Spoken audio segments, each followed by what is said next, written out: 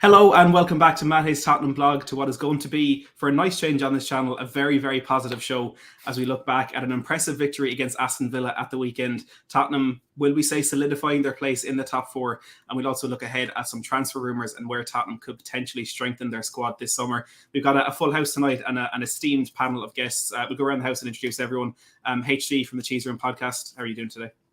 I'm doing well. Easter holidays for this teacher, so I had a nice day waiting for my daughter to get face painted to look like Elsa from Frozen, but otherwise just enjoying the football. It's a wonderful time to be a Spurs fan.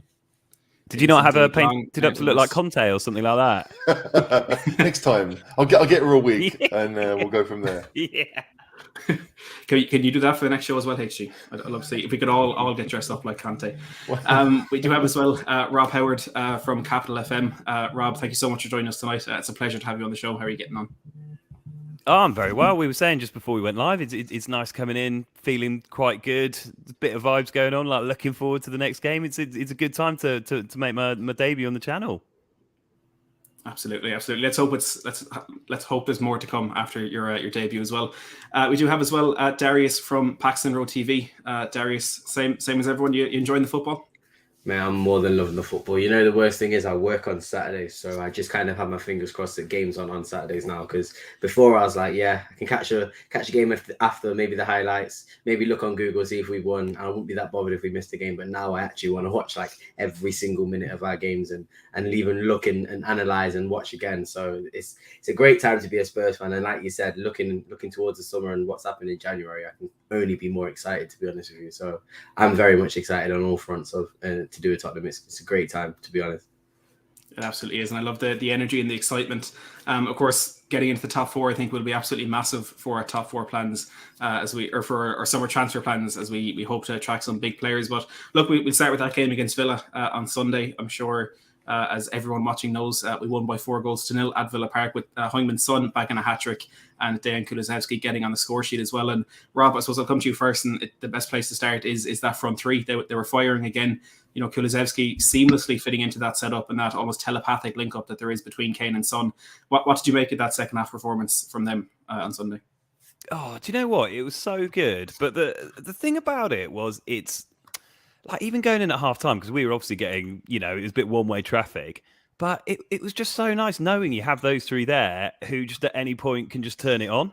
And so it's not like you kind of came away and you didn't feel like, oh, we could, like listening around. I saw a lot of like the sort of neutral kind of commenters were like, oh, Spurs kind of got a bit lucky there. And I kind of just came away thinking, I don't think we really did, because we just knew you just have these three awesome weapons ready to go.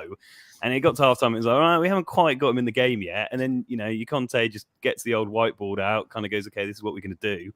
And they were great. And do you know what? It's so nice having Kulusevski, such a game changer. Because as much as I used to love Lucas Moura, it was a bit like possession just used to go there to die in the sort of right corner of the pitch. And he would just do that move every time where he'd get it, turn quite nicely, and then just accelerate across the pitch. And you'd be like, 1 in 10 of these, he'll pick a pass or he'll somehow get through on goal and it'll be the greatest goal we've ever seen. But the rest of the time, you're just like, right, well, that's the attack over. Whereas Kulusevski, you don't know if he's going to go sort of, he's quite left-footed, but he can still go on the outside. He's so composed on the ball. And between the three of them, they're such a good little unit. They work together so well. And that's kind of the nice thing. They really complement each other. Absolutely, and I couldn't agree more. I mean, looking back at where we were, look back at, say, the prime Pochettino time, which I think we often use as a benchmark for where this club can get back to, and I suppose where we want to be at the minimum. And you look at that Eriksen and Ali in that front four, and you knew every week who was going to play, and you knew every week what each player was going to do. And since the decline of Ali and Eriksen, we kind of struggled to get someone in there, and we've had different players like Gareth Bale, of course, did really well in their last season. You mentioned Lucas Moura, who has maybe had more chances than warranted because of the lack of competition there. Bergwijn has had some appearances as well, but Kulusevski seems to complement that team so well. And I think what he has is a bit of a knack that the other two lack. And we really noticed that with that fourth goal against Villa, when he knows when to slow down the attack and he knows when he needs to just bide his time and be a little bit patient. And when he beat Mings down that right-hand side, it was easy for him to fire that ball across the face of goal. But he just waited a couple of seconds, allowed Son to get into position, and it was a brilliant cutback for a goal. And I think at times, because of how direct we were under Jose Mourinho, I think Kane and Son often fail to recognise that moment when you need to just slow things down and allow your teammates to catch up to you. I think that's something he really offers. HG, I mentioned there the form under Jose last season, and people often called it unsustainable, which ultimately turned out to be correct. If we're looking at the stats at the moment, Tottenham have created the second most chances in any team in Europe's top 5 leagues since the turn of the year. So we've created 56, we've created 46. Only Bayern with 56 have more. Would you argue that this form we're showing now is more sustainable, or do you think we're falling into the same trap again? Didn't people tell me, haven't people said to me that Conte gets all his attacking thrust from the wing backs and they're super important to what he does? And here we are with maybe wing backs that aren't the best and we're still producing the goods. It's amazing. It's genuinely amazing to know that Spurs are capable of doing these things. And yeah, it may well only be those 3 that are doing it. I don't see that Højbjerg and Bentancur and the others are really producing. Like Doherty's obviously scored a couple of goals, and we've seen with the goal at Leeds where Sessegnon went down the left and crossed for Doherty. So it is there, but I feel like most of it has happened because the front 3 are working so well, and the wing backs are almost more on the end of it than really being the main instigators. It's just great. I mean, you watch Spurs, you know that chances are going to happen, and you assume that at least 1 or 2 will be taken every game because we know that they're quality. It would be weird, and I hope I'm not jinxing things now, but it would be weird to watch Spurs create 4 or 5 chances and a half and not take one of them. I mean, it can happen and it might happen, but you just know that, Kane hasn't scored for a few games. And so he's due one. Even if the other 2 somehow dry up, it's a lovely time to be a Spurs fan because you know really that we can score 2 goals, certainly 3 goals a game. It's crazy that this one-man team have scored 9 goals in their last 2 games, and not a single one of them has been Harry Kane. We got a few super chats there. Jackson G with the 2001. Thank you very much for the super chat. Says, if the Gooners play like this, 4th is ours before the North London derby. Look, that's the hope. That's the dream, as we were saying before we came on. With injuries to Kieran Tierney and Thomas Partey, they look a much weaker team, and hopefully that this turn of form does carry us through to the end of the season. Jackson G with another super chat as well says, how good does it feel to see Dr. Manu and Dr. Gooners? It's a nice change. I'll admit that, but as I said as well, if we're looking at which team is going to bottle it the least, I think the odds are firmly stacked against Tottenham, but maybe Antonio Conte can turn that around. We got Paul Marquee as well with a super chat with the €5 says, Kulu has fit in so well into the front 3 due to the coaching and football vision of Conte. And absolutely, it was, for me, when we brought them in, it was kind of a concern that with Paratici especially, he was going to somewhere he knew, and somewhere he knew could get a good deal because of how much failed in that January window. But ultimately with him and Bentancur, it's turned out to be two fantastic signings. We'll talk about those a little bit more in a bit. I want to ask you, Darius, about how we were defensively.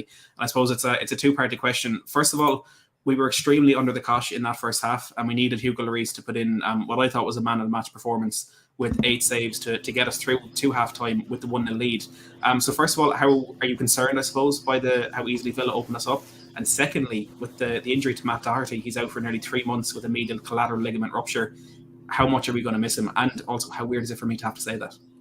I think it's probably even more weird, and I sort of had to go against myself and really hold myself back when I said this. But when I actually said it out loud, I actually think it's true. I actually think Doherty's probably our best fullback in the team or in the squad at the moment, and that's purely solely on output and performance for the past few games. And I know some people would say Sessegnon may be better, but I really do have to include this sort of unreliability, and it does hamper us and it does affect us, and it has to be included when you mention sort of the best fullback of recent times. So I think he's going to be a massive loss. In terms of what happens going forward, I probably think that Emerson gets in solely based on the fact that he's the only right back in our squad now. And again, the left backs seem to be getting quite injured quite often, so I'm not sure on the reliability of them as well. So you might see Ben Davies sort of play left back. You may potentially, as crazy as it sounds, may see Rodon get minutes towards the end of the season. So especially if, like you said, it's wrapped up before the end of the season. So I just think it's difficult. In terms of defensively, our performance, I don't think it's anything to really look at in terms of chances created. I think that's as a result of us scoring early. And when you do score early, especially against a team who, I'm afraid, Steven Gerrard, he's a very good manager and he coaches a very well sort of structured attacking team.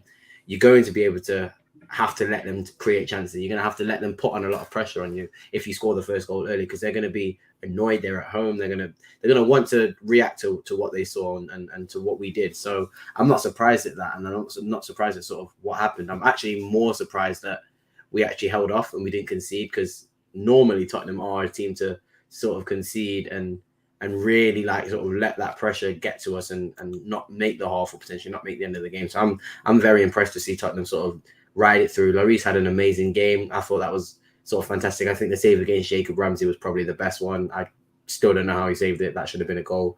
And yeah, it's sort of getting a bit lucky with situations is always a thing as well. So, and thank God we have players and strikers and attackers now that can finish off their chances, because if you don't capitalize, it's now seen, if you don't capitalize against us, we will punish you. And as HG said, it's all three players now. It's not just one. It's all of them that pose a threat. So I'm very excited. If we can get those fullbacks, sort of, if we can increase the quality of the fullbacks in the summer, then I mean, it's only more chance creation that's going to sort of be created from that, isn't it? So I'm excited. I just think the fullbacks are so important that we should prioritize them, and it would see sort of the output even go up further. And that's sort of crazy to think about, but I think it's true.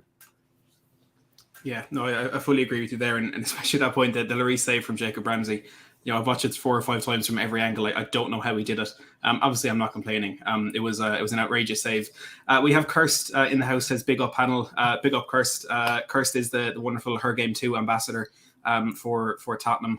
So the link for the Her Game 2 Tottenham Twitter page that Kirst started today is in the description down below. So anyone, I would encourage you to go over and follow that. Drop them a few likes and retweets as well.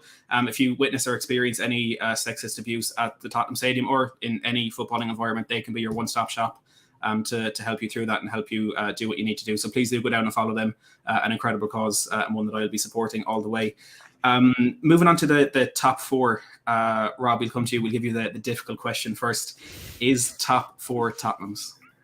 Oh, mate. Do you know that TikTok meme? And it's like, don't say it, don't say it, don't say it, don't say it, don't say it, don't say it, don't say it. I kind of feel like that at the moment. Do you know what? I coming back from the international break, I was like, we're well placed to get this, because like Arsenal were playing okay, and their fixture run is hard. It's really hard, and like people underestimate how hard those like 3-day turnarounds are, and they've got a load of them, and we had so many. That's what people were saying. Oh, we were inconsistent. I think we're going to do it. I think if you look at the games we should win, going off games we should win, which is very un-Tottenham. But yeah, I don't really see why not. I think, as you guys say, it's massively helped by the other teams. Just don't, Arsenal kind of seem to be falling apart a little bit. Man U, I don't know what is going on there. Like Everton didn't even play very well. They weren't even very good, and they still somehow won. And so yeah, I mean, we're really well placed to get it, because the thing is as well, it's not we're just winning, but we're playing really good stuff. We score so many goals and we make so many chances. And, Arsenal really struggle to score. Man U aren't scoring very many. I think,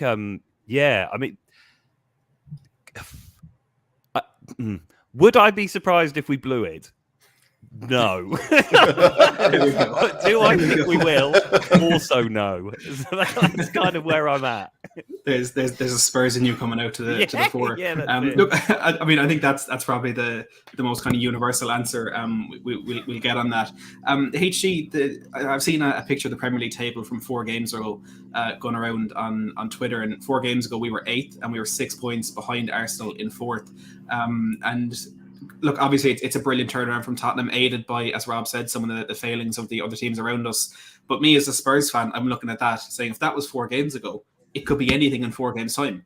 And you, like how quickly these things can switch is kind of scary. And you look at, again, Rob mentioned the goals. We had a minus goal difference after we lost to Southampton and Wolves at the start of February. We're up now in a plus 19 goal difference. I mean, things are in our favour. I think in the top 4 race that we're in, it's all about momentum, and we seem to have gotten that at the right time. But are you the same? Do you think it's in Tottenham's hands? Look, I mean, it's in Tottenham's hands and it's in Arsenal's hands. If Arsenal win all their games, they'll finish 4th. So it works both ways. But you have to look at it and think, well, which team is in form? Arsenal can't buy a win. I mean, they lost 2 games that they probably would have wanted to win both. Certainly the Brighton one, they'd have expected it. But the Palace game, we know, as Spurs fans, it's not an easy game. But to go there and lose 3-0 when, they still had it, they knew what they had to do. And, at that point, I mean, Tierney was out, but Partey wasn't. So you just look at it and you think, Arsenal are struggling to pick up points. And they've got 1 win in 4. That was a bit of a fluke at Villa. We've won 4 in a row. And it's not just these 4 victories. I mean, even though we lost at Man United, we played pretty well that game. We played well to thrash Leeds the game before. So the performances are a much better indication of where we are as a team. And the performances have been pretty good for a while now. Even the Southampton game where they beat us, Southampton played amazingly well that night to beat us. They did everything right. So I just feel as if the performances are going to continue to be as good as they have been, then we will do it. I don't see Arsenal putting the run together that they'll need. Man United probably have the players to do it, but they've got no form. They're trying to decide what their best team is. If they knew that, if they knew what their best team was, then I would be worried about United. But I mean, as Rob said, you look at Arsenal's fixtures, they've got to go to Chelsea, they've got to go to Spurs, they've got to go to West Ham. I mean, that's 3 difficult away games any season, let alone the fact that they're 3 of the top 6 teams in the country. You have to look at it and, without wanting to be too Spursy about it, you look at it and you think, we are the best of the rest here. We should be the best of the rest. So, yeah, I don't want to get too confident, but I'm looking forward to a Spurs game, which is rare enough and should tell me enough. But I really want us to do it. I've said for most of the season that whoever gets 4th will be like the tallest dwarf, right? There won't be much good about it. They'll just be the least bad. But we could do this by a number of points. If we play the way we're going, and we talk about the North London derby on May the 12th being like the decider, it could easily be over by then. Even if we lose at Liverpool, it could be over by then, because I have no faith that our rivals will get the results they need. So if we can go and beat Brighton and Brentford and Leicester, those 9 points may put us there pretty much. We'll only have the 2 games against Burnley and Norwich at the end. I'm very, very hopeful. It's probably coming across. I'm not usually this positive about Spurs, but when you look at everyone else, you have to think with the manager we've got, with the front line we've got, it has to be us to get 4th. Yeah, that derby you mentioned there, I was only thinking a while ago, that last derby at White Hart Lane when Dele Alli and Harry Kane scored the 2 goals, and it confirmed we finished up of Arsenal for the first time in however many years. That was one of those where it was we knew it was going to happen, but it was nice to be able to confirm it against them.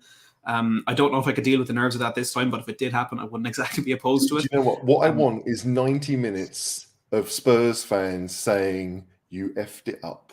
That's what I want. It's already over, and we can go there and just make fun of them for 90 minutes and beat them at the same time. That would be the dream. I think it's possible, and that freaks me out, but I do think it's possible. It's crazy, the turnaround. I was thinking of the mood we were in when Nuno was sacked at the end of October to where we are now.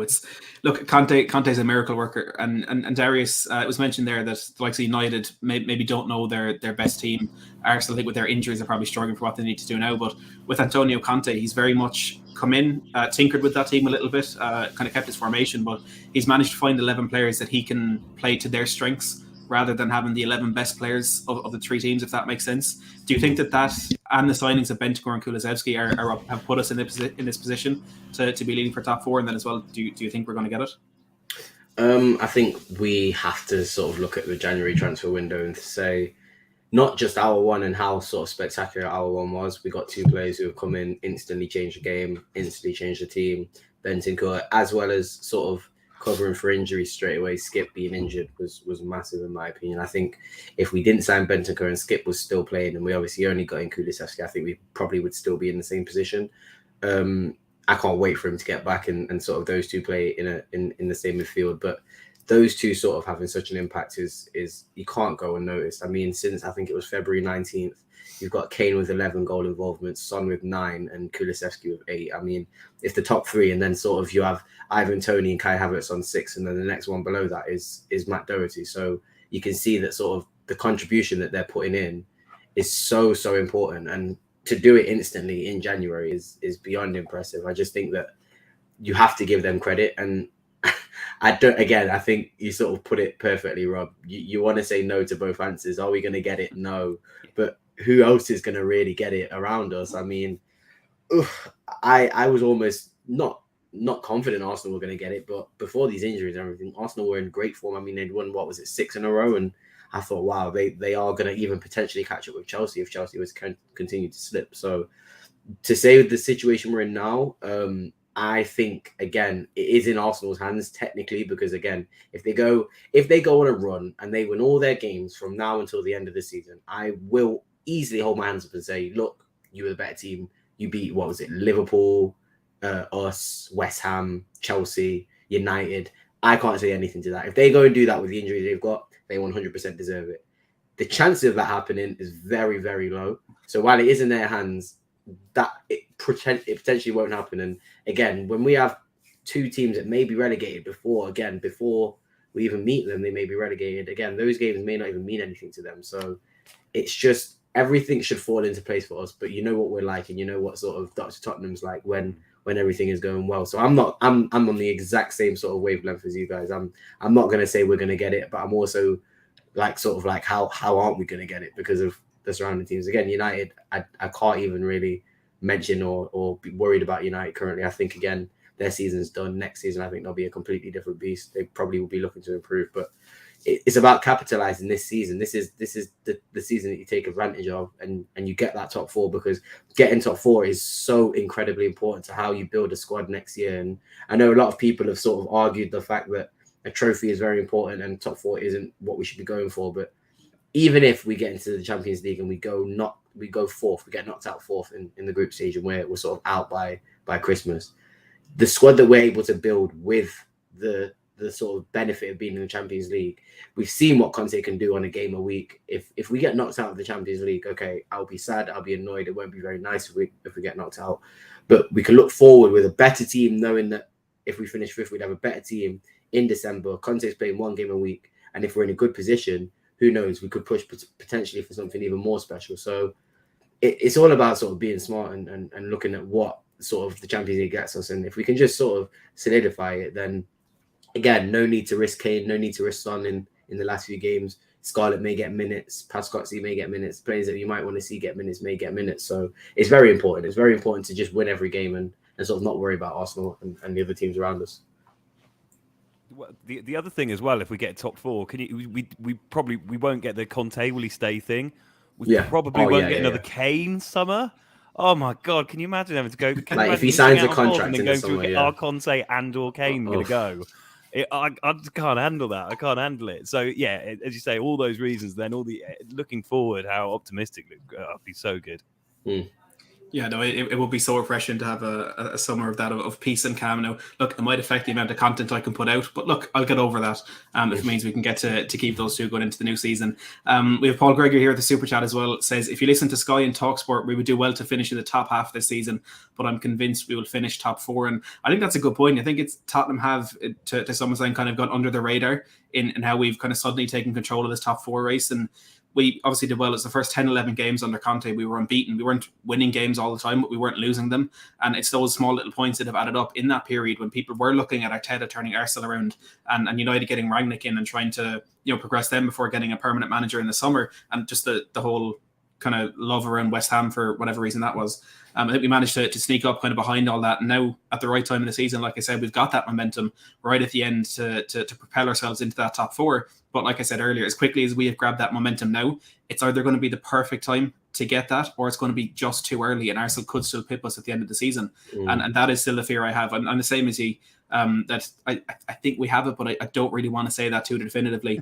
And what I am looking forward to as well is last day of the season, Arsenal play Everton. I think the win for them against Man United may have changed things, but if Everton are fighting for their Premier League status in that game, that could be a very, very tricky one for Arsenal. What is that last game? Sorry, is it Norwich? Our last game in the season, Norwich. Yeah.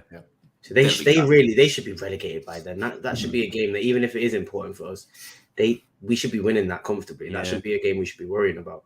Also, Arsenal have got, I think they're one before or coming up right at the end of the run. They've got Newcastle away, and I mean they're in really good form at home. And you think that I think that's Newcastle's last home game of the season. It's Monday night as well, so St James's would be like absolutely bouncing. Like, that's a tricky one as well. It wouldn't surprise me to see him drop points there. So yeah, it's all on us. I don't like that. I don't like the sound of that accent. That just sounds so horrible, doesn't it? When the pressure's on us. Joe, I was on a Villa channel last Wednesday ahead of the game at the weekend, and they were saying, Tottenham are on such good form, they're absolutely going to come and beat Villa. And I said the only reason part of me was thinking we might not beat Aston Villa is because that was the first game since it was in our hands And historically, it's at that moment where Tottenham do mess things up. As soon as it's in our control, as soon as we can take advantage of other teams losing, that's when we lose as well. But maybe that Did mentality that not give you a bit more switched. confidence as well, and sort of a bit more sort of rest assured? Because I remember waking up in that sort of on the morning of the game for Villa, and I was like, you know what, everything's gone so well this weekend. You know exactly what happens, and to sort of see even the adversity in the first half and us still pull through and keep a clean sheet, and everyone sort of played their part and played well.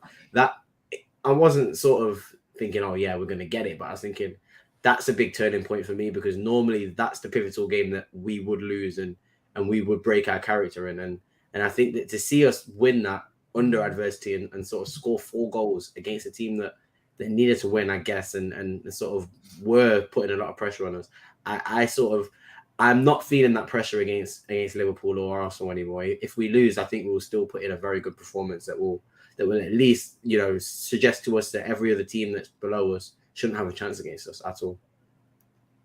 I love that. It's weird to hear such positivity, but I absolutely love it. Look, again, like we mentioned there, top 4 is going to be extremely important for Tottenham's transfer plans for the summer. Before we do get on to the transfers, I want to bring you a quick update on Fabio Paratici.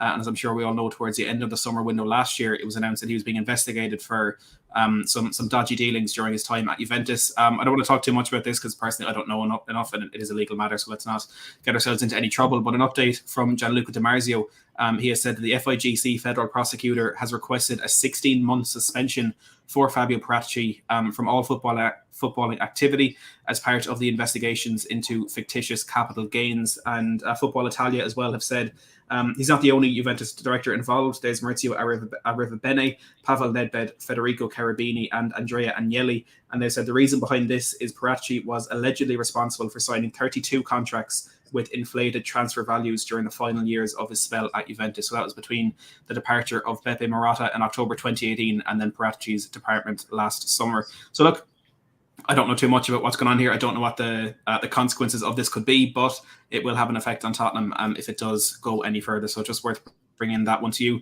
But look, let's get into the positives and Tottenham's transfer moves ahead of this summer. We'll go back to the news last week. HG will come to you on this one first. It's that Tottenham are prioritising the signing of a left centre-back. It was Jack Pitbrook who reported that. The names he gave us were Alessandro Bastoni, Josko Gvardiol, Nico Schlotterbeck and Sven Botman. I think Botman is looking likely to go to AC Milan. But I suppose to start that, first of all, do you think that's the correct position to prioritise for this summer? There's a few. I mean, it's not the only one. I mean, prioritise, it probably wouldn't be my first choice, but like obviously Ben Davies is pretty much the only one that is comfortable there, is a natural there. So you do want a second one. I don't really want to see Sanchez or Rodon or whoever. What we'd have to do to shift things around if Davies wasn't fit. So yeah, it's there. You're right about Botman. I don't see him going to England. But it's the same with Schlotterbeck. I think he came out and said that he wants to stay within Germany, he doesn't want to go abroad. So that one's probably not going to happen. Gvardiol has only just got to Leipzig. I don't see them selling him on. They've had a really good run under their new manager, and I think he'll want to keep as many players there as he can. There's a few players at Leipzig that might leave because they've only got a year left on their contract, but I don't think Gvardiol is going to be one of them. So unless someone comes in and spends 60, 70 million, I think Leipzig are quite happy to keep him around, and they may well end up with the Champions League spot. So out of those 4, Bastoni is probably the most likely because Conte knows him really well, and I guess we all hope that maybe Inter still have some financial issues after COVID. But I'd be surprised if it's him. I have to say that. I think that we'll probably end up going somewhere else. I know we've been linked to other players in the past as well. So it's not as if they're the only 4 available. But yeah, left centre-back, a nice young one. I mean, Dyer, he's 28 now. I mean, he's still not that old really for a centre-back. So Dyer, Romero, we know is 24 in a couple of weeks. If we get a third one in, then you're looking at maybe the best 3 centre-backs that we're going to have for the next 3-4 years. So it's certainly worth looking at. But I don't know if it would be my priority, but we will get one. We will get one in the summer. Yeah, I agree with you on a lot of that there.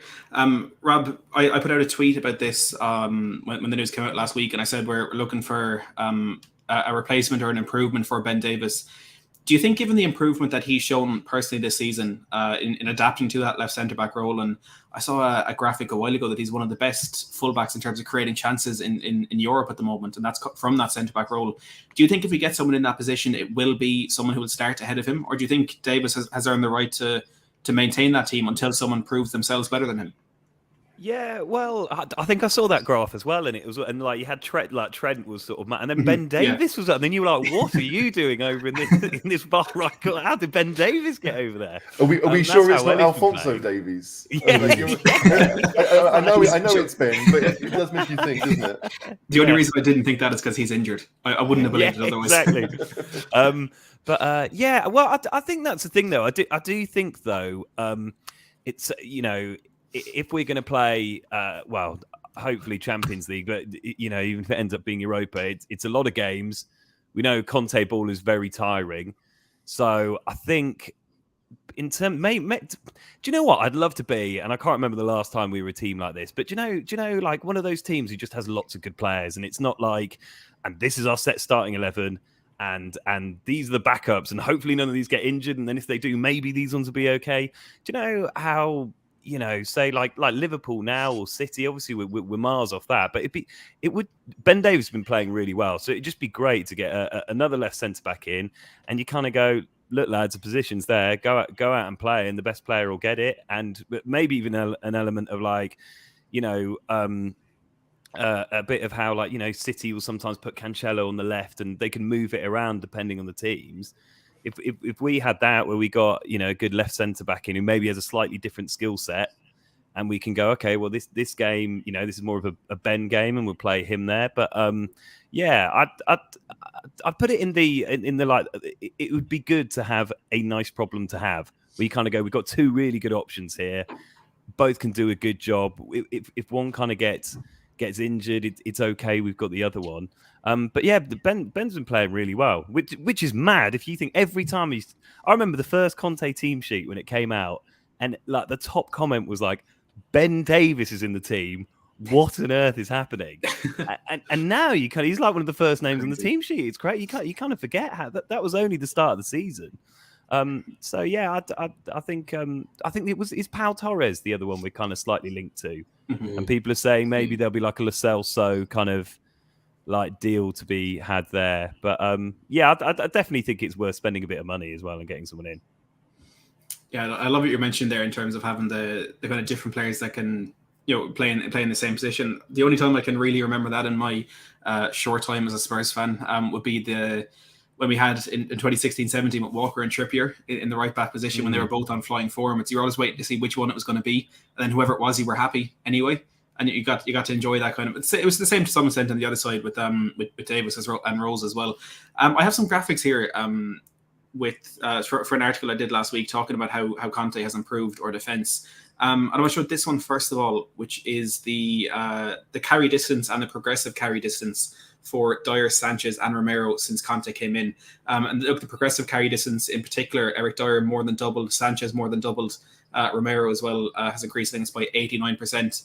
And if you're looking at their pressures out of possession as well, both Davis and Christian Romero are in the top 5 in the Premier League for the entire season. And I assume a lot of that impact would have been since Antonio Conte came in. And I suppose my question from that, Darius, is if you're looking at these players, maybe excluding Christian Romero, but with Dyer, with Davis, and with Sanchez, this has never been one of their strengths. You've never expected them to be the players that would carry the ball up the pitch. You'd never expect them to be the ones that are stepping out of defence to make interceptions and stuff like that. So if you have these players at a admittedly low level in these departments, and Conte's been able to make them some of the best in the Premier League, imagine he gets in players like a Bastoni or like a Vardiel, who is already at that high level, just how far he can bring him. Do you think that epitomizes the importance of backing Conte and getting the players that he wants? I think it's incredibly important. I think it's obviously we all can talk about sort of what we would want more in the team and what we think would better the team. And I do think it's sort of an options thing in the summer. I think you could look at it and prioritize and put big money into a centre back. And I think all 4 of those centre backs would be a good options. But I think HG sort of broke it down perfectly. Botman obviously is probably going to go AC Milan. Schlotterbeck looks like sort of that centre back who would just end up at Bayern Munich. And then you sort of mentioned Vardiol, who again is going to cost a lot of money to get out of RB Leipzig, and I don't really see him leaving. And then Bastoni to me seems unrealistic, but it seems like the last option of that list.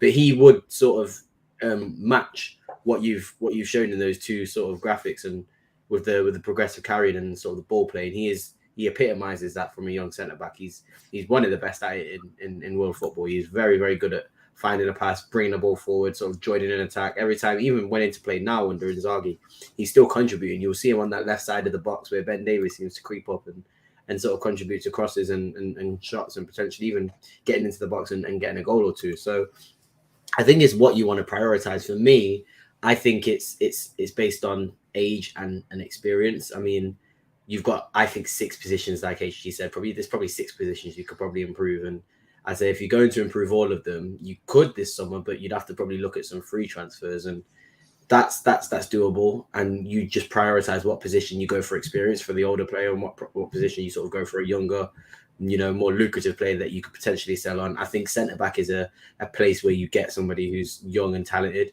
I think fullback, you could potentially get a left wing back who's slightly more experienced to partner somebody like a Reguilon or Sessegnon. Someone for example, I don't know if it would happen, but Filip Kostic would be a great option. He's sort of 29 years old, sort of fits every sort of position and need that Conte has as a left wing back.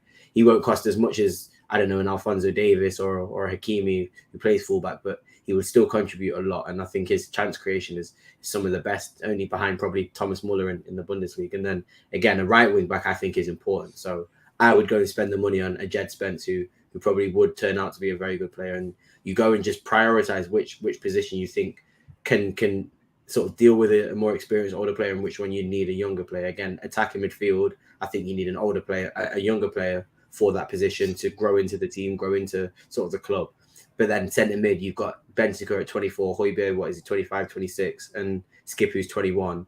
You could probably get an older player in centre mid if you need to bulk up the numbers, who's going to have the experience. Obviously, I wouldn't say somebody like an Arturo Vidal, but along those lines of maybe in the, just pushing past 30, who can bring a lot to the team, but necessarily might not play a lot of games, but you still got all those centre backs in there who are young. I just think it's being smart and choosing where you spend the money, because you can get 6 players in, you just can't spend 50, 60 million on 6 players this summer. So I think we just have to be smart. Trade deals is a really good one. Sort of the Celso and Pau Torres may not happen, but things like that are what Paratici is so good at. He can see that. Again, Lyon, you look at a club like Lyon, who they would probably buy Ndombele, and you could probably get a replacement. I don't know, you could get Hussein Mawar, players like that who may be on their way out. You could trade, you could do swaps, you could do trades and not end up spending a penny. So I just think it's about being smart, and I think we've probably got the best sporting director to find those niche smart deals in the market. So again, I've got a lot of faith after January that he will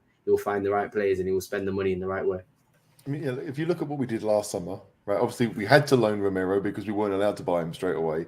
But we did it with Kulusevski. It was a kind of a 18-month loan, try before you buy it almost thing. And if we're able to do that again, yes, you're pushing money further down the line, but it means that next summer we're only paying for Romero, Kulusevski, and maybe one more, because we've done a couple of deals where we say, okay, we want to do this. That's only going to happen if teams are, let's say, willing to let those players go. And Juventus obviously were willing to let Kulusevski go. We didn't get him for a cheap price. I mean, the loan fee plus whatever we add on, it's a fair whack for Kulusevski, but it was still that try before you buy system. So if we are able to do that, and we are able to push things along a little bit further, the stadium gets full for a season of Champions League football and all the rest of it, then maybe we can do something. But we were sitting here talking about squad depth, and I'm thinking, the 3 best teams in England, we probably all have a similar idea as to what their best 11 is, right? Whether it's Chelsea, Liverpool, Man City, we know 10 of them, but those 10 or 11 don't play every game. You might see 7 or 8 of them, and it's a different 3 that miss out every time. And that's what Spurs have never done. And to me, that's what a big club is. Players sign for those teams knowing that they're not going to play every game, but they're okay with that because those clubs are hugely successful and will always have a good chance of trophies. That's what Spurs need to be. And yeah, it's going to take a little bit of time to get there, but we've got the manager. We've got the infrastructure. The only thing we don't have is the players. Hopefully, it should be quite easy to convince people to come over to Spurs and say, yes, look, okay, you may not start every game, but you will play 20, 25 from the start, and you'll be ready to play when it's time to go, and you'll know what you're going to do because I'll have trained you. The systems of those teams don't change. The players might, but the systems don't. And that's what Spurs need to do. So important. I think you make a great point about sort of making sure that we have players that can replace players in positions. And you say you've got 10 players in that position, and it's so true. Even if you had a 10-player sort of list in your head that you could think would start in those teams. You could easily replace like a Jota with a Diaz, a Firmino with a Mane, and it would still, the quality wouldn't drop. And I just think, again, we don't have to have that. We don't have to sort of think of ourselves as a big club and think, oh, we have to win trophies for players to join us. Conte is a reason that people would join Tottenham. It doesn't have to necessarily be that Tottenham is a sort of a 5-time Champions League winning club, 5-time Premier League winning club. You've got a great manager who's got a track record of improving players. And if you get top 4, you're convincing a lot of players with just Champions League alone. So I think that's that stepping stone to becoming that club that HG says starts sort of with this transfer market and being able to shop in a completely different market if we do get top 4 this season. It all sort of falls back to getting top 4. I know I shouldn't put so much importance on it, and we all want to win trophies, and getting knocked out every cup was heartbreaking for me. But at the same time, with the manager we've got, if we can get top 4 this season, the chance of getting a trophy next season, I think, shoots up by so much. It's so important. I love that. We're here on a Spurs stream. We've had positivity for top 4, positivity we're going to sign the right players, and now we're talking trophies. I absolutely love it. Conte has changed this football club, and look, like you mentioned, he's going to be an extremely important factor for whatever players he bring in, because he attracted Bentancur, he attracted Kulusevski when we were a team that had just been knocked out of the Conference League, that had just lost 3 times in a month to Chelsea, that was of course playing Southampton and Wolves shortly after. We lost those games. It's crazy the pull that he has, and talking about Alessandro Bastoni as a potential left centre back. You know, he's someone who owes his career to Conte. When he came in there, he had just been loaned out to Parma, had never played for the Inter first team, and Conte gave him his chance and made him the centre back he's known to be today. He himself called Conte the Messi of coaching, with I think it was excellent footballing philosophies or something. Just before we move on from centre backs, there's another report today from Sky Sports News that Tottenham have watched Matthias Ginter this season. So he's a centre back for Borussia Mönchengladbach and the German national team. Not too much on that just yet, but that report is out there. Rob, I want to come to you on right backs and our importance to that. There have been 2 reports from Alistair Gold. The first one is Torino right back Wilfried Singo is likely to be a player Tottenham will look at in the summer. He ticks a lot of boxes for both Fabio Paratici and Antonio Conte. And as Darius mentioned there, Spurs like Jed Spence. Paratici went to watch him recently. Spence certainly ticks a homegrown box and is a talented young defender with plenty of attacking potential. I think it's a positive thing that we can see already. We're looking into right backs, because I think a mistake Tottenham have made in the past is if we make a signing like an Ndombele or like a Lo Celso or other players that I can't think of where they don't quite work out, we tend to avoid admitting we were wrong and we try to make them prove themselves. But one of Paratici's first signings was Emerson Royal. That hasn't worked out, and he's saying, okay, fine, I'll go out and get another one. Is that impressing you? Do you think it's important that we do bring in a right back this summer? Yeah, I think definitely. I think I've always had a bit of a soft spot for Royale, because I kind of think, you know, everyone says it now, but he's obviously bought as a right back for Nuno, and then so it's kind of not really his game. And I think he's really trying, and he kind of wants to do it. And I don't think he's that bad. I think he's kind of okay. I don't think he's quite the disaster that a lot of people say he is. Right wing back's huge. I can't say I've seen a lot of the Singo for Torino. I did the look at YouTube compilations, and I looked at that, and he's the greatest footballer I've ever seen. Everything he does is brilliant. He never gives the ball away. But yeah, no, he looks really good. I thought he was quite an interesting choice, actually, because he doesn't look like you sort of normal. Well, maybe even Conte wing back, and he's big. I think he's like 6'2", 6'3", or something like that. And he's powerful. So again, you kind of look at players that could do a Kulusevski and slot into the Premier League and not have to, you got on the old Brian Hill. Does he fit into the league kind of spectrum? You got little Brian, God love him, at one end, and then I think Singo's right at the other, where he's a big strapping guy.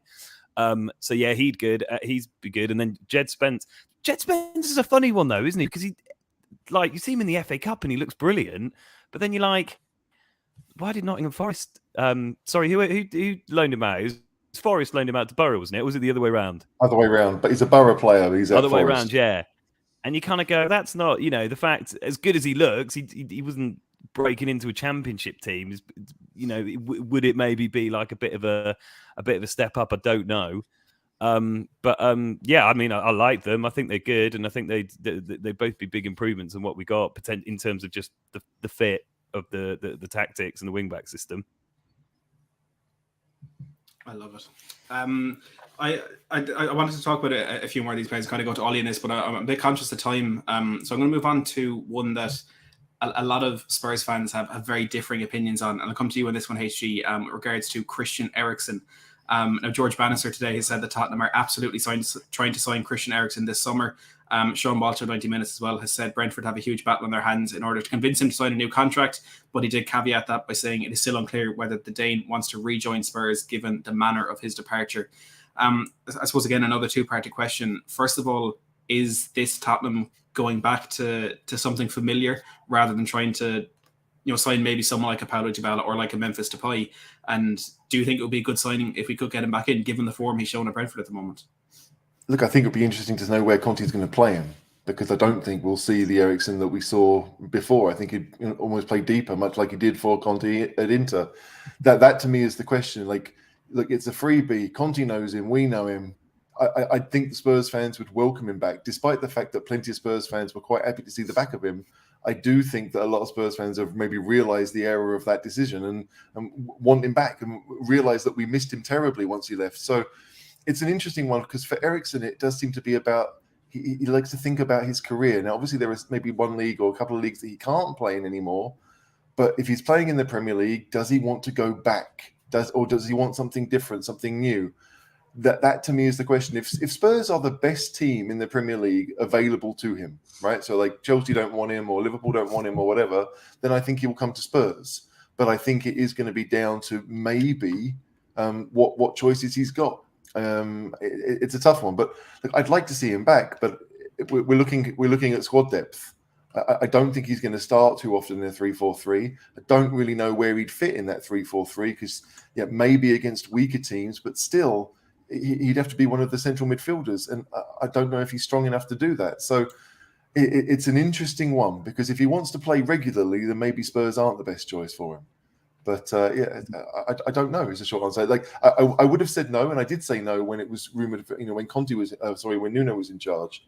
But with Conte, because he knows him, and they know what the other one wants or what the other one's good at, then it could work. But yeah, I don't know. I'd probably want to shy away from it. But if it's a squad depth thing, and he's happy to play 20, 25 games a season, then okay. But knowing Eriksen, knowing how he's been as a player, he wants to play regularly. He's always been about that. He joined Spurs initially because he knew he was going to get more game time playing for us. I just think that, especially at the twilight of his career, maybe he still wants to do that. It's a good point, and I think I'd be the exact same as you. That when it was first rumored to be happening, I didn't really think it was a great idea, because ultimately for the last 18 months he was here in his first spell, he wasn't great. He down tools and he wanted to go, and I feel like that's kind of a hard thing to kind of turn around. If he does come back, things would be perfect. I think as well, and I've seen a few people kind of talk about this from a selfish point of view, that I get kind of scared when I'm watching him play, to be perfectly honest.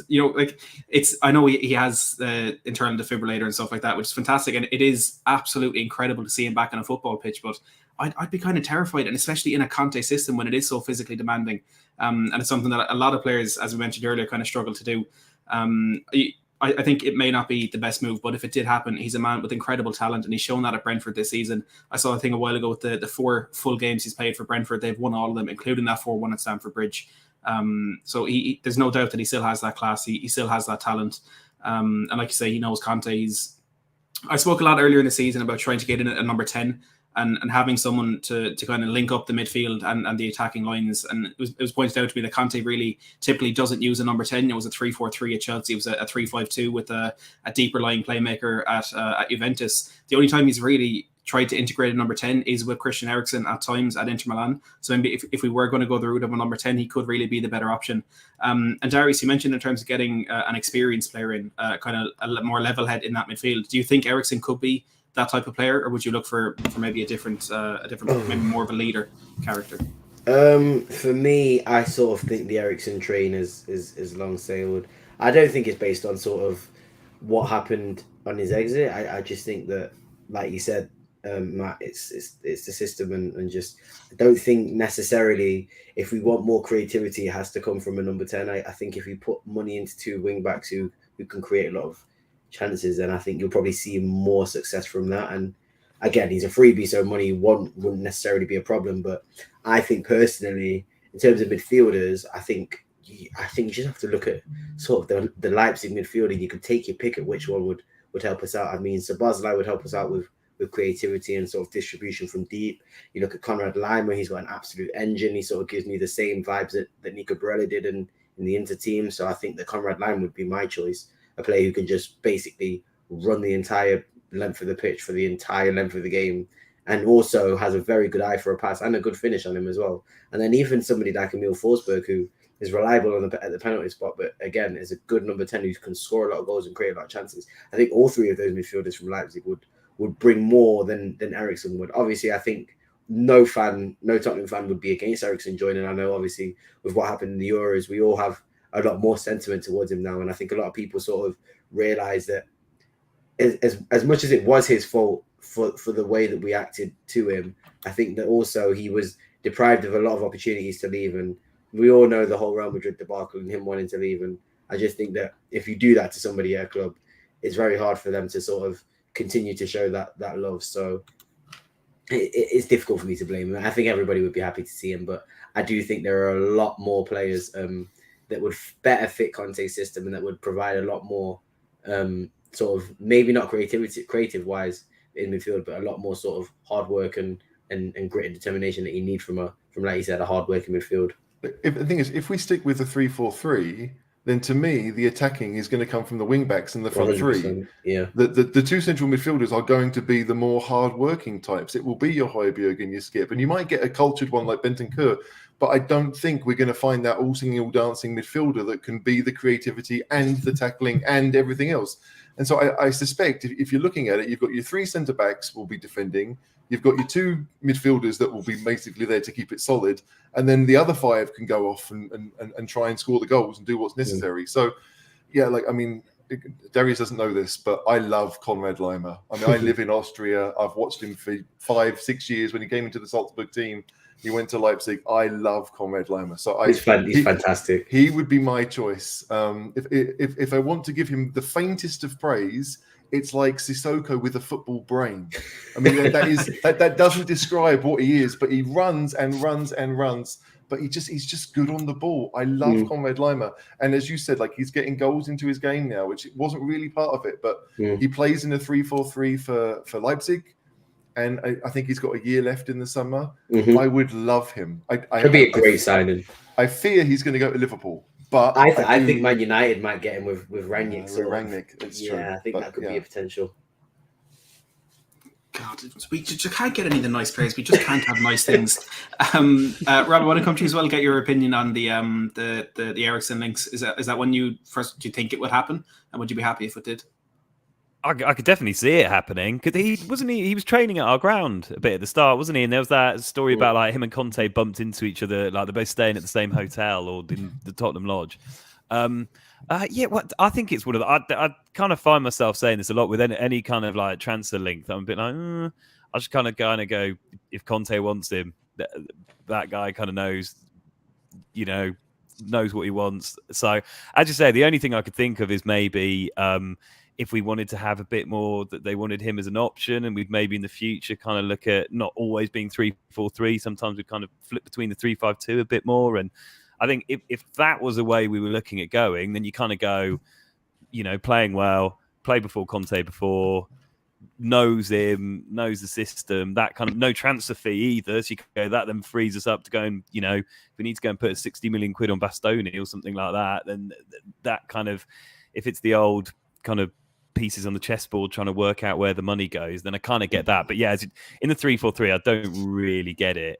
But yeah, I mean, it is nice to see him playing well, though, isn't he? He was so good in the Chelsea game. It was like I thought it would take him at least till the end of the season. You wouldn't start seeing him being good again till next year. But he's hit the ground running. He looks great. So yeah, I just kind of default back to the if Conte wants him, I'm happy kind of thing. But if not, take it or leave it kind of thing. That's a really good. I just saw a comment sort of just there. If you had a choice, it's a question I'll ask you now. If you had a choice between the two, would you rather take Bale on a free or Eriksen on a free? Oh, that's tough. I think Bale doesn't get enough credit for what he did at the end of last season. Like the kind of last 4 or 5 months when he eventually got in that Jose team, and then with when Mason came in, he had the best goals per minute ratio in the Premier League, which if you're not playing every game doesn't really mean much. But he scored 13 Premier League goals. You know, he was extremely good. He was scoring for fun in the league. Got a hat trick against Southampton. I'm not going to answer because it's too tough. I'll leave it to one of the other lads. I think I'd go Bale. Yeah.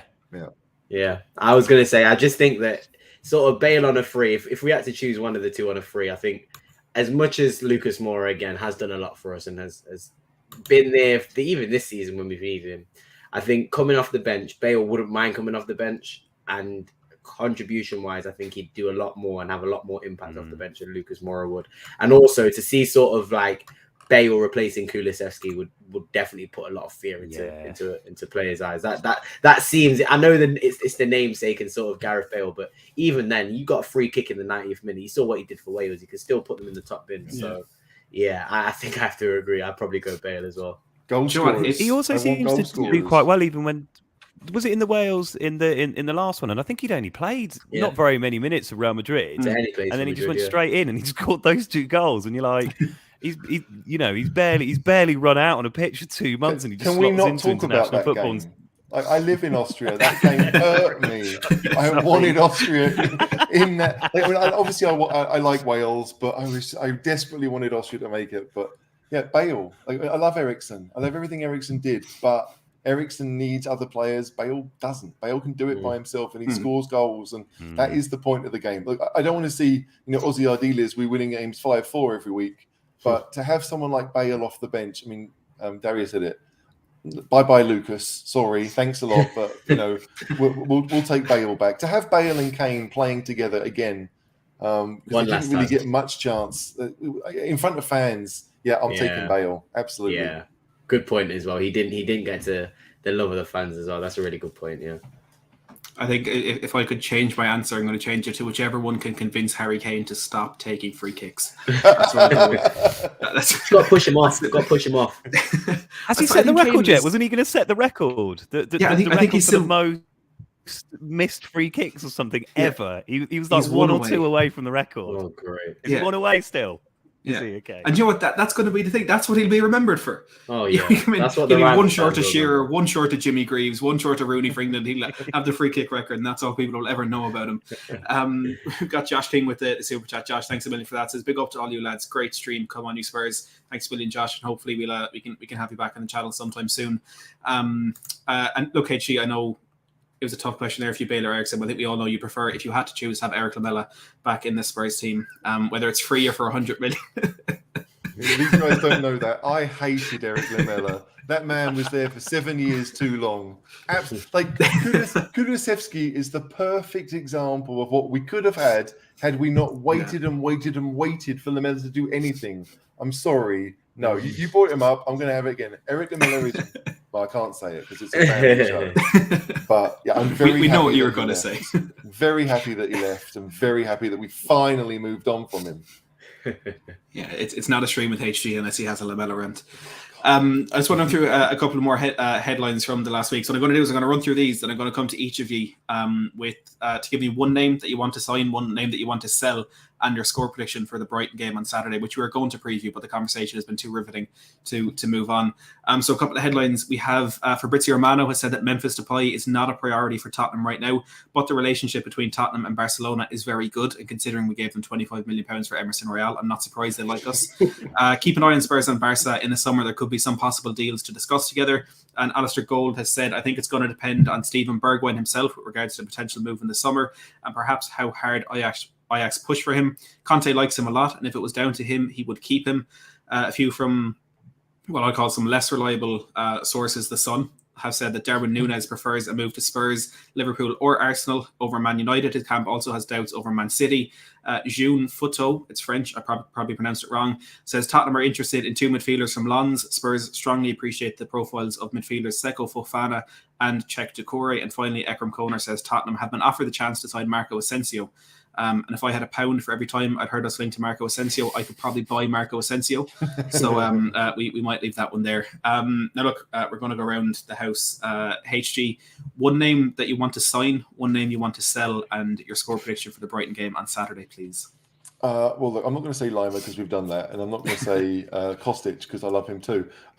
There's another guy at Frankfurt. If you're looking at a left-footed centre-back, he's a French guy called Evan. I'm going to get his name wrong. Like Undika. Yes. But he's about 6'4". He's comfortable on the ball. He's just a really good player. They'll play Barcelona Thursday night. I can't wait for that game. But again, I think he's young, 22, 23. He's almost out of contract. That works for us. So Ndicka would be the one I'd quite like to see outside of the other two. To sell, I said Lamella for so long. I don't know if I got anything else. I think it's time for Lucas to go. As nice as he is and as great as he is in the dressing room, Lucas would be up there. I think the centre halves, Rodon, I've never liked him, never really rated him. It's time for him. He should want to go, frankly. The poor guy's never really had a chance at Spurs. But Brighton's Rodon, got his name all over it, hasn't he? He's such a Brighton player, Joe Rodon. Yeah, Rodon, Sanchez might bring us in some money, and I think he's had long enough at Spurs where we know what we have and what we don't have with him. But I think if we're going to get Bale, then Lucas is out the door, and that's what I want. And then how much are we going to beat Brighton by? Oh, how much are we going to beat Brighton by?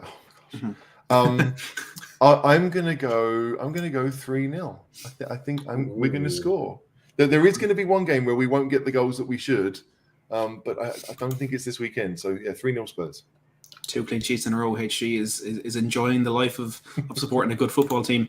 Rob, we'll come to you. Same questions. 1 in, 1 out. And how many? The one I'd have in, not even necessarily sure it fits, just to finally complete the narrative. Dybala. That summer I wasted watching Dybala highlights and then Googling the legal intricacies of image rights, which I was now a qualified legal expert by the end of that summer. That would be great. I just like that. Also, I mean, I don't know. Maybe I'm getting ahead of myself. It'd be nice to have a marquee signing. I don't know why. We don't really need a marquee signing. It's probably the worst thing we could do, but it would be quite nice to finally have that narrative come to an end. One to get rid of. I'm with the Joe Rodon thing. I think as well he seems to be one who never plays, and then whenever a centre back has a bad game, Joe Rodon, despite not having done anything, gets better and better and better. And everyone's like, "You've got Joe Rodon there." It's talking about him like he's going to win the Balloon d'Or or something. So yeah, I think it's time for him to go. And then Brighton, I'm going to go 2-0. I'm going to say same as the reverse fixture. Comfortable 2-0. I think Kane will score. And then I think maybe like Dyer or something off a corner. I think he's due a sort of like a header off a corner. I think I'll take that 2-0. Imagine that. We Davis, Doherty, Emerson, and Dyer all scoring in the space of 2 weeks. I swear to God, Conte is an offensive master. I actually saw another report today from some Italian thing saying it's almost confirmed that Dybala will be leaving Juventus at the end of the season. So you may get your wish there, Rob. And apparently the image rights thing aren't an issue anymore. Apparently he did something. Would you take him? Would you take him? Would you think put the money elsewhere? I honestly think he'd be a good signing. And I put out a kind of thread on Twitter the other day, and the way I was kind of looking at it is, where the way we play at the moment is absolutely ideal to play a Man City, a Liverpool, a Chelsea, even an Arsenal, United, West Ham kind of team where we can catch them on the counter-attack. But when you're coming up against teams like Burnley, of course, we lost 1-0 to Burnley. Southampton, I think, played a bit defensive, as did Wolves when they beat us. I think we kind of need to learn to change our system a little bit. And I don't think we're at the quality where we can play the way we want to play and beat everyone. I think at times you do need to adapt and kind of target another team's weakness. And putting Dybala in that number 10 role, I think having Kane as a target man in those positions when there's no space in behind to pick out a pass, because as good as Kane is picking out passes behind the high line, he doesn't really have the knack to open defenses when they're sitting back like that. I think Dybala in there could be the perfect player, and it would give us that bit of versatility as well. And he can play as a second striker. So I definitely would take him.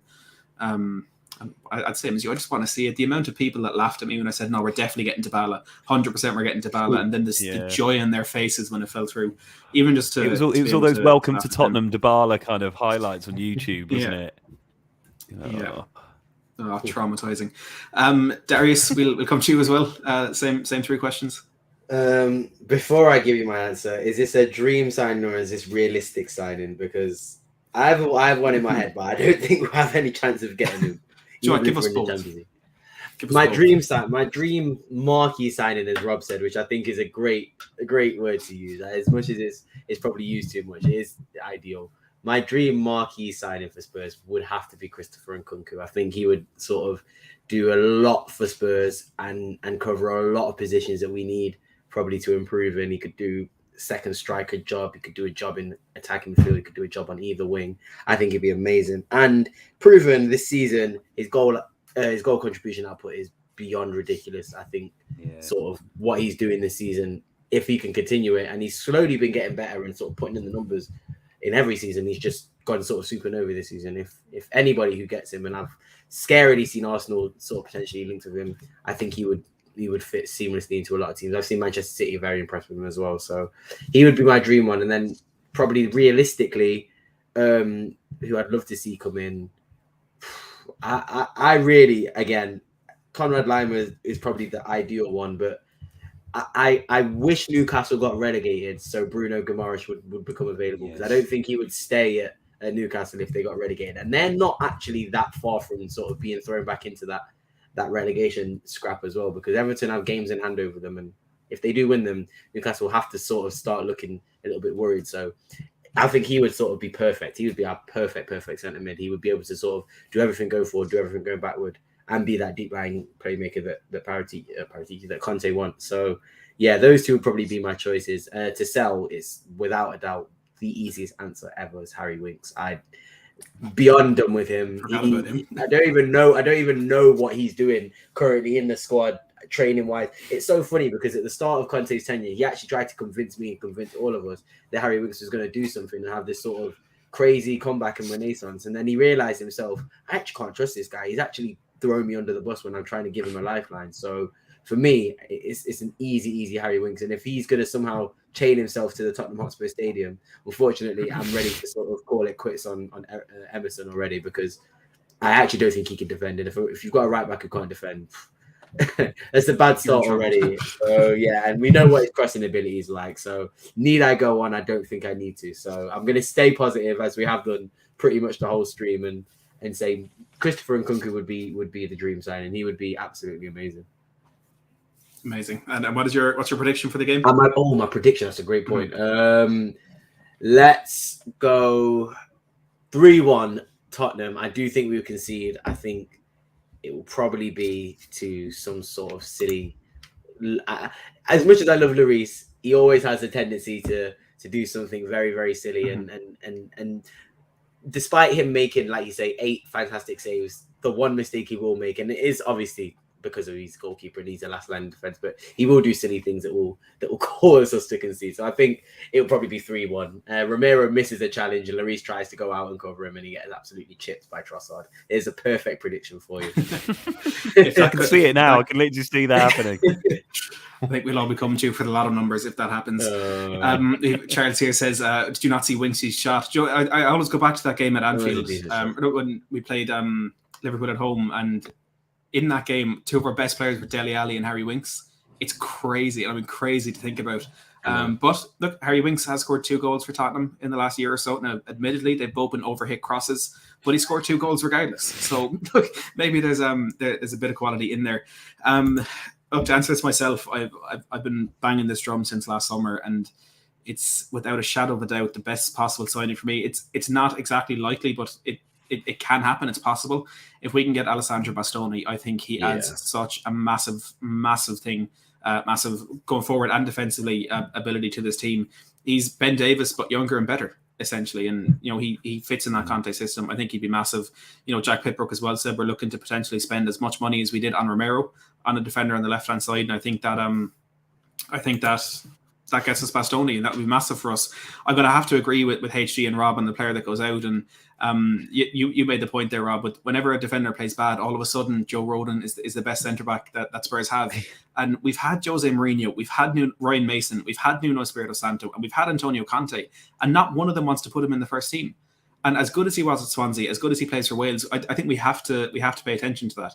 And we have to realise that whatever it is, there is something lacking there. Whether it's quality, whether it's mindset, whether it's discipline, I don't know what it is, but there's something there that just isn't right with Joe Rodon. It's probably not going to work out for him at Spurs. Let's just cut our losses while we can. And like you mentioned, a team like Brighton, I think will be perfect for him. And speaking of Brighton, I think it's another win at the weekend. I think we're going to make that'll be 7 out of 8. I kind of want us to keep this run going where we win games by a lot, but Kane doesn't score. And I know that sounds ridiculous to say because Kane is going for so many records, but it feels so good to go and score 5 and none of them is Kane. Look, he can get as many assists as he wants, but I know Son is only 3 behind Salah for the Golden Boot. So let's get Son another hat-trick. We can beat them. I'll go 4-1. I agree with you, Darius, that I think there will be a little blip at the back at some point. And look, let's not forget Brighton are a very good team. They create a lot of opportunities, and while they don't take them as often as they would like, they're really good going forward, and there's some good creativity in that team. So I'll go 4-1 with that. Look, we've been going for an hour and 10 minutes. There's still 165 people in the house watching us. To all of you who have been watching, I really do appreciate it. Absolutely smash that like button. We're on 68 at the moment. So let's see if we can get that up to 100. And while you're taking your time to scroll down and hit that, and the red button that says subscribe, if you hate Arsenal and you don't want it red, if you click that, it'll go grey. So I think you'd be doing yourself a favour if you want to do that. And while you're doing almost white. Yeah, exactly. We're nearly there. If your Spurs jersey is dirty, you can see it down there. We'll go around the house and we'll let everyone know where the viewers can find you. So HG, tell us about the Cheese Room podcast. So yeah, obviously it was a podcast initially. Those podcasts usually go out kind of after the games, which I guess will be weekends between now and the season most of the time. But we do have a YouTube show that goes out Monday nights and Friday nights at 9 p.m. UK time. There's a whole bunch of us that are on it. We've got people from all over the world that go on the show. Some of us get to go to games. I don't usually get to go, but I went to the Newcastle one, so I feel somewhat responsible for that. But yeah, it's just a fun time. We like to get, just like with Matt, we get questions from people who watch, and we talk about really what you want to talk about. So it's a fun thing to do, and that's Mondays and Fridays at 9 p.m. on YouTube, and then the podcast is on every single podcast provider possible. Cheese Room Podcast. I always say it. I can't recommend enough that you go and check them out. Now, whenever I'm not working, I'm in the comments there. If I'm not on the panel, just enjoying their content. It's a really good show with some very good opinions on either end of the spectrum that I think makes for some very good debate. Darius, Paxton Road TV, what do we need to know? All you need to know is that we probably will upload as much as we possibly can. And if there isn't a schedule, there will always be something going on when we're playing a match, either preview or review. And Tuesdays we will have a talking show that, unfortunately, I would have been on, but I had to get the whole pass to come onto this show because I could not miss a request from Super Mighty Hayes. So yeah, Tuesdays and game days, game weekends are probably the best time you can check us out. But more than most, I just want everybody to sort of show the love to you three and sort of check out all the social media and channels that you guys have, because you all have great content. So no, thank you very much for letting me be on the show, and hopefully it won't be as long a wait next time, because I always have fun on the show. It's always an absolute blast with everyone in the comments. I appreciate that, Darius. Yeah, look, in Paxton Road TV, some really good content, some incredible guests. You'll always get you'll always see someone on that show. It is a really, really good channel, and I can't recommend it enough. Rob, I don't think you need to come on my measly little channel and tell people about Capital. So if you want to plug your Twitter or something, please do feel free. Yeah, but if you just drop me a follow on Twitter or Insta at Radio Rob Howard, and you get a lovely mix of Spurs chat and then me talking about the new Harry Styles album. So something for everybody. So I'll enjoy both pieces of those content, I won't lie. Look, everyone, the YouTube channels for Cheese Room Podcast and Paxton Road TV and Rob's Twitter are linked down in the description below. And I will remind you as well, while you are down there, to go check out the new Hurricane 2 campaign for Tottenham on Twitter at HGT_THFC. Kirsty was in the live chat a while ago, and Ashley Porter as well, doing some incredible work. It's going to be a very good and big campaign going forward, so make sure to get in there early and support them while you can. But for me, I really appreciate everyone who's tuned in, nearly 1,000 of you throughout the duration of the show. I do massively appreciate it. Like I said, make sure to hit that subscribe button down below. We're going to have a lot more transfer content coming up throughout the remainder of the season and into the summer, so I can guarantee you don't want to miss out. But for now, from me, HG, Rob and Darius, as always, thank you so much for watching.